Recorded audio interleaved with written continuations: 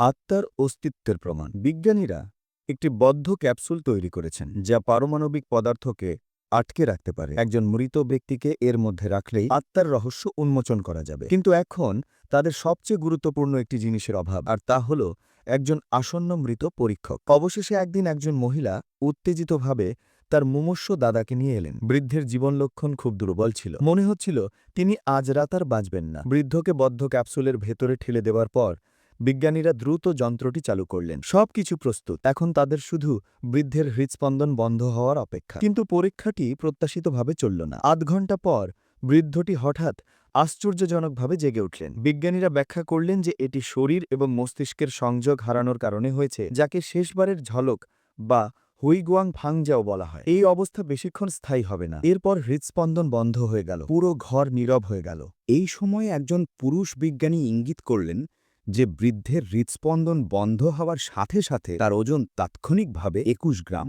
কমে গেল। তবে এটা হতে পারে যে বৃদ্ধ যে বিছানায় ছিলেন সেই বিছানাটি সরে গেছে। মহিলা বিজ্ঞানী সাহস করে পরীক্ষা ক্যাপসুলের কাছে গেলেন, ভেতরে কি ঘটছে তা জানতে চাইলেন। কিন্তু পরের সেকেন্ডেই অদ্ভুতভাবে মনে হলো শুধুমাত্র মহিলা বিজ্ঞানী বৃদ্ধের আত্মাকে দেখতে পেলেন। আত্মাটি ক্যাপসুলের ভেতরে অস্থিরভাবে ওপরে নিচে ছুটছিল, মনে হচ্ছিল ভেতর থেকে পালাতে চাইছে। হঠাৎ বৃদ্ধের আত্মার